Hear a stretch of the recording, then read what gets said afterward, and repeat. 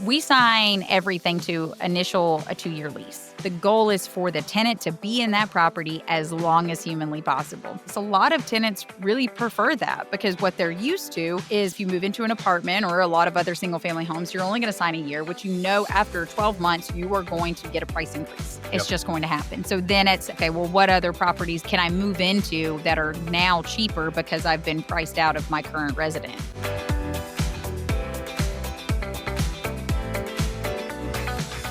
Lindsay, thank you for joining the show. Great to have you. Thank you so much for having me. I'm excited to be here. I like your story. Number one, similar to myself, no involvement in real estate at one point in your life, and now you have Spartan Invest. What were you doing beforehand, and how did you get started in this industry? Well, I graduated from the University of Alabama, Roll Tide, and at probably the worst possible time. I graduated in December of 2008, and that's just when everything was really crashing. 2007. So I started my career at Cintas, which is uniforms, facility services, and it was a rough, 4 to 5 years that I started my corporate career, and that we were shutting down plants and laying people off. And so that was pretty rough. Now, Cintas, it's a great company, but not at all anything to do with real estate. But I did meet my business partner there and kind of saw an opportunity, had some relatives that led him to real estate. We started doing that together. Both of us, this was a long, long time ago. So both of us, before kids, before marriage, decided to take that leap and left our corporate job, started buying properties and renovating them, selling them owner occupants. And so we moved from Tuscaloosa, Alabama to Birmingham and really focused on your HGTV. And then at some point, the properties, they just didn't sell as fast as they do now, or they have been over the last 5-10 years. In 2010 and 11, 12, it was just a lot slower. So we started buying rental properties to help us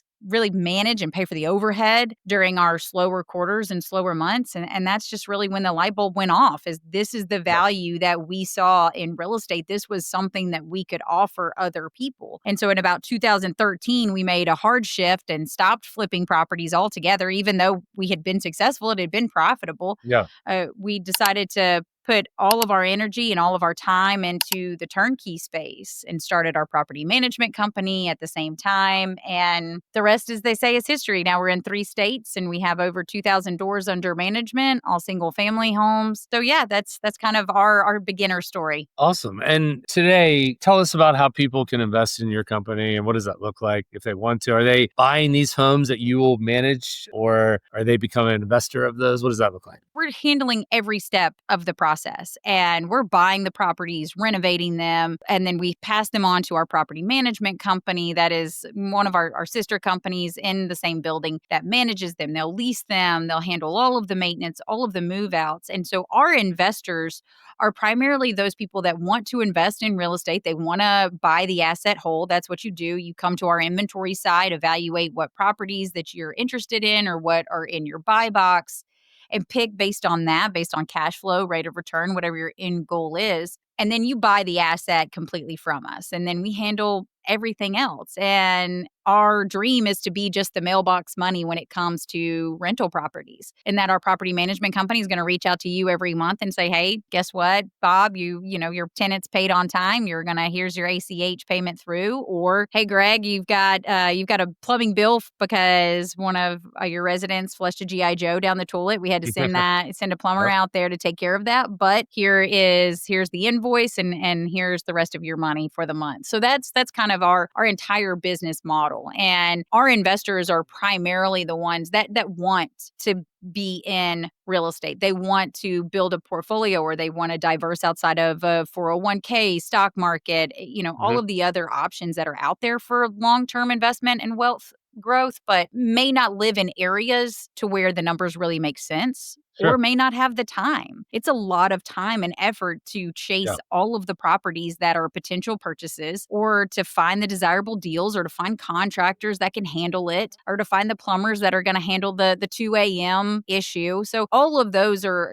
they're a time suck. So that's kind of what we offer to all of our investors. Are a lot of the houses in the same neighborhood communities? Are they one-offs and different ones, a combination of both? Combination of both, and that we're spread out. All of ours are kind of more sub markets around the Birmingham and Huntsville, Tuscaloosa market. We don't have a ton in kind of the downtown areas and the metro areas, but our target is to for those families, for families that want to move into a residence that that's recently been renovated and stay for an extended period of time, and that's primarily found kind of more in your suburbs and your outer metro markets. And so that's where a lot of our properties are in the different 3 states. Now, they all look very similar, and I can talk a little bit about why they all may look very similar on the construction renovation side, because we have a very processed approach to what all gets done to all of our properties. Let's hear about it. So it's Alabama, Tennessee, and Georgia. Yeah. I mean, how did y'all determine those areas? Yeah, our headquarters are in Birmingham, Alabama. So we've got most of Alabama. We don't do anything around the coast. Just flood insurance really really affects those rate of return numbers. If you have anything Yeah. in Florida, you completely understand that dynamic. And then we're in North Georgia, and our headquarters are in Tennessee. We're in Chattanooga. So that and that market director serves to manage both of those areas, kind of in your Rossville, Ringgold type areas. And when we're evaluating what to do with the property. So we're purchased the property, and we're going to go ahead and see this property through our renovation process. We say the 3 M's. So will a tenant pay more for this? Is it a safety must? And will it drive down the long-term maintenance of the property? When you're looking at the maintenance issues, it is granite countertops. It's no carpet in the house at all. It's all the LVP flooring, or ceramic tile, whatever is going to keep the long-term maintenance. We are scoping the plumbing. If there's any breakage, we're fixing that, making sure that we have 200 amp electrical service, and if it gets a brand new water heater. If the roof is older than 5 years old, we're going to go ahead and replace it. If the HVAC's older than 5 years old, we're going to go ahead and replace it. So everything that we're doing to the house is not necessarily going to make it the most desirable on the MLS when a family is looking for it, but we're going to make it appealing and as durable as possible to Yeah. tenants that are going to be residing in the property. Like you said, if you're looking for cash flow, if you're buying your forever home, it's a very different situation It's a in terms very of different. your fix and flip. We're painting every interior house agreeable gray, and it's very boring. So if you've seen one interior of our house, you've seen them all. They all look the Yeah. same. But also, if you're looking at it from the property management side, so now all of my maintenance techs have that same color. They have everything already in their property. They have the same flooring. So if they go to a property, the owner, the investor, is not paying that maintenance tech or that construction vendor, to go to Home Depot and try to match it and all of that stuff. We already have that with us. So again, that's just going to keep the maintenance of the property cost way down for the investor. Yeah. So, in terms of kind of the future, do you see those 3 states continuing to grow in them? Do you see possibly going to other areas? How do you guys evaluate future opportunities? Yes, definitely. I think we can. There's a lot of markets that fit that criteria of what makes a really good turnkey market. Now, you want Mhm. something that's affordable. You want growth in both population and companies that are economic growth for that particular area. You want landlord tenant friendliness, and I can't stress that enough. And so there's a lot of markets in the Southeast that meet that criteria. And then, of course, you want lower property taxes. That'll help your rate of return and cash flow. So right now, there's a good bit of opportunity for further growth in Georgia. That's kind of our newest market, and that's kind of the plan long term. But then there are a couple of other markets that we're looking into as potential next markets for us. But I don't have any of those ironed out quite yet. We also started doing new construction about 3 or 4 years ago. We started a new Yeah. construction company to offer that product, as we saw more and more investors wanting new construction as Yeah. well as renovated property. So to be able to offer both of them, that's kind of the direction that we took. Instead of adding more markets to our renovated business model, we started adding new construction. And that's been a pretty big focus, just given the inventory shortages that we've experienced over the last few years. Cool. And then they're long-term rentals, I assume. So are these 1 year, 2 year, multi-year leases, or how does that work? We sign everything to initial a 2-year lease. Now we're Okay. trying to the goal is for the tenant to be in that property as long as humanly possible. Mhm. And so that we're signing them a 2-year lease. A lot of tenants really prefer that, because what they're used to is if you move into an apartment or a lot of other single family homes, you're only going to sign a year, which after 12 months, you are going to get a price increase. It's Yep. just going to happen. So then at what point do you say, okay, well, what other properties can I move into that are now cheaper because I've been priced out of my current resident? And so we're locking them in for 2 years, and they like having 24 months knowing that they're not going to have a rent increase. If they do choose to do a 1 year, we're going to charge them more. We're going to charge our tenants $25 more to sign only a 12-month lease. And what we see that it's more of a behavior change, and that they're locking in for 2 years,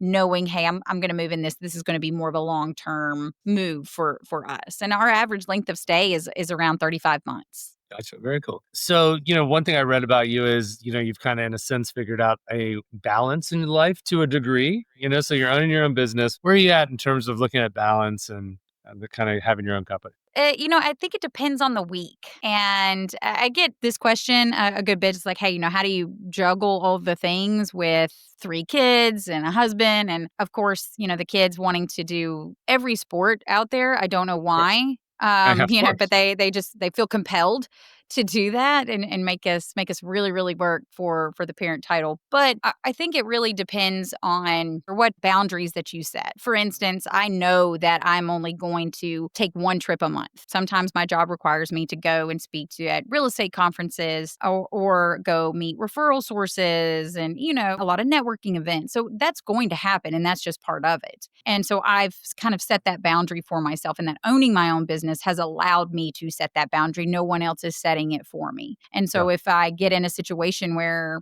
hey, I'm having to travel, I think my husband almost filed divorce papers on me in April because it was a perfect storm where 3 trips hit that whole month. Like I was gone that entire month, but I didn't go anywhere February, March, May, June, trying to have that balance and setting it and knowing that there are some weekends I'm going to have to work. There are some nights that I'm going to have to work. But after you have those few days or where you really have to put in the hours, I'm going to leave at 3 and make sure I'm the one picking them up from school. Mhm. And so I think it's having those boundaries already in place and knowing what they are and being comfortable with them lets you do that. But owning your own business and being an entrepreneur lets you do that for yourself. Yeah. There's nothing wrong with Cintas, but I'm assuming you wouldn't trade that past life for what we have now, right? No, I would not. Yeah, it was a great company. Learned a lot there. It was a great place to start my career. But I just definitely wanted to do things a little differently. We have a rapid fire section here. I'm going to fling through these real quick. What's the last podcast or book you couldn't put down?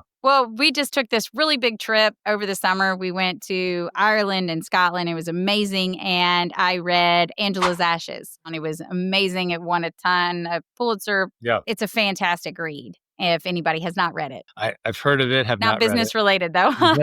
All good, all good. By the way, did you guys go with the family when you went to Scotland, Ireland? We did, yes. We took all the kids. Was there golf on that trip or no? Not for us. Now, there were a lot of Okay. people golfing in Scotland, and that's a big, of course, that's where it was started. So, yes, Yeah. there was a lot of golfers there, but no, not for us. I went to Scotland 2 years ago on a golf trip, and so it was a great time. It was a lot of fun. Yeah, I loved Scotland. It was gorgeous. Your proudest moment as CEO of Spartan? This one's really, really tough for me because I do Yeah. think that there have been multiple proudest moments and not necessarily centered around myself or what's happened or what we've accomplished. It's been more of the culture in instances where hearing other people or other team members discuss our culture. And when our clients see that and relay that same image back to us. I think it was about a week ago, we reached out to an investor that said, hey, just how pleasurable it was working with our entire team. And that was everything from the person that they spoke with about the sales and identifying their property to our closing coordinator to our investor relations team that they handle after the sale. The need to reach out and give a positive review about your team and about your culture that you've helped facilitate and create, that those type moments are definitely my proudest. Because, as you know, too, like there's a lot of keyboard warriors out there. Most people are reaching out for negative reasons. 100%. And we get those too. But the positive reach outs are definitely up there with proudest moments. It does matter to put in that little effort and to make people feel special and to do X, Y, Z. Even though you're going to get those keyboard warriors, they always find their way. Absolutely. What's your favorite way to celebrate a big business win? We do every quarter we all get together and as a company and do some type of team building events. Those are probably and if we have like great quarters or great deals or what have you, we'll all get together and do something like close the office at 1 o'clock on Fridays and go do something all together. The last time we had a really strong start of the year, so we all got together and did paintball and shot each other. And that was everyone here is extremely competitive. Yep. It was just a blast. We had an amazing time. If you treat your employees correctly, I wholeheartedly believe that they'll take care of your clients. And so doing Sure. stuff like that, like sharing and celebrating the wins together is the best way to do it. How large is your team? So we have a couple of different companies Yep. that do different things. You know, Spartan is the turnkey company that is purchasing and renovating your properties, our management company, and then our new construction total about 77. Every quarter to get together, that's impressive. You don't see that very often. Favorite leadership quote or mantra you live by?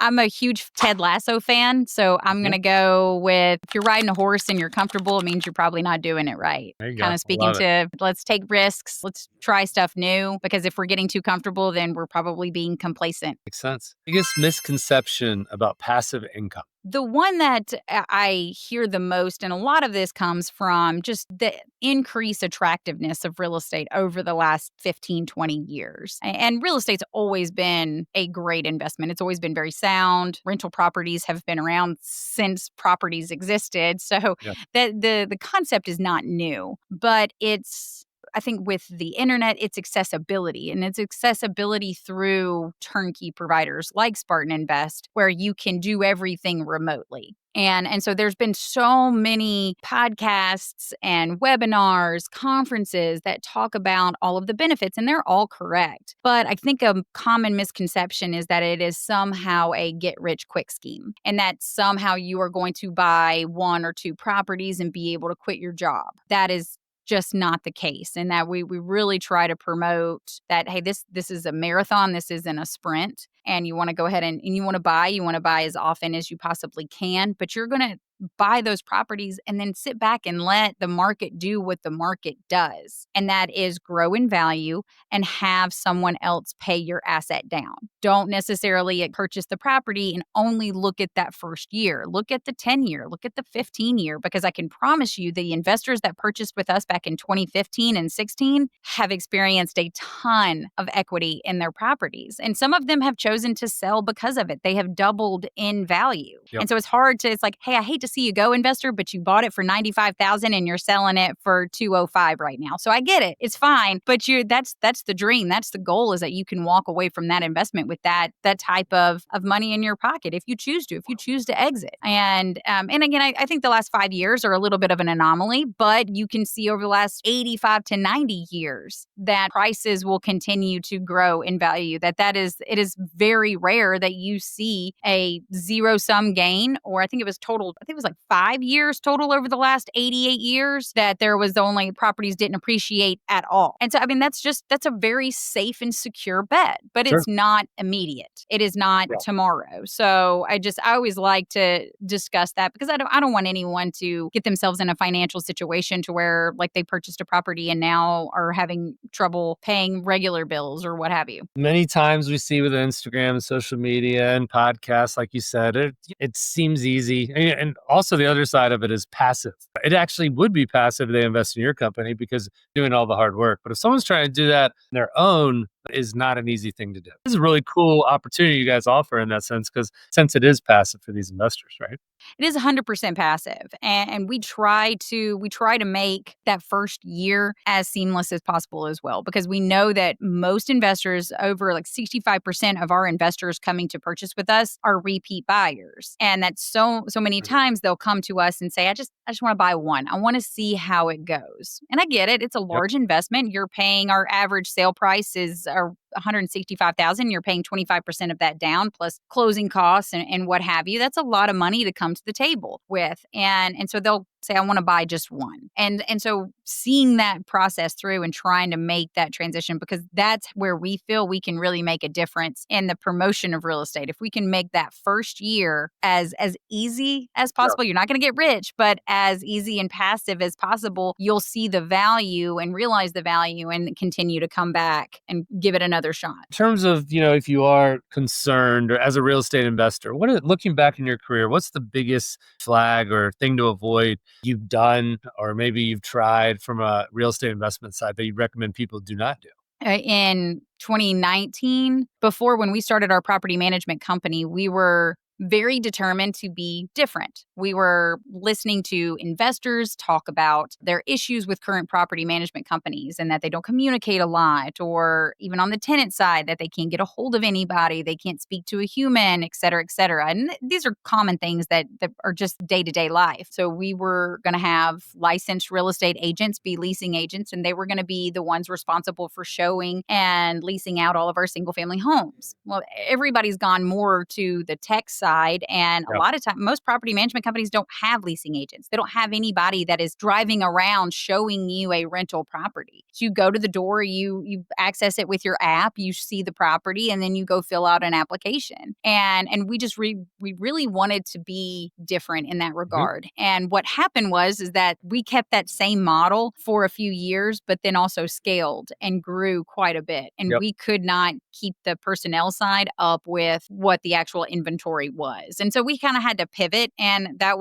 was a rough couple of years. We were paying a lot. We were paying investors rents, because we were trying to catch up. And a lot of lessons from there as far as being able to pivot and pivot quickly. And, you can still do that. We still have leasing agents. We just also have the ability for you to see it on your own. So we're offering and doing both options. So it still sets us apart. We still haven't lost that customer service aspect of it, but also it's not going to be detrimental in that we're able to still keep up with no matter what the inventory is. And then of course COVID hit, so then a lot of people shifted to the self showings anyway. So we already had that in place and we're able to absorb that pretty quickly. That makes a lot of sense. I mean, we are always testing out new things all the time. If it doesn't work, and we try it and we move on to the next thing. And an instant funnel of efficiency is kind of the goal. And sounds like y'all are doing something similar over there. So And I think you should always do that. I think you should always try different things and being able to change what you've always done. And that's one thing I think since then, and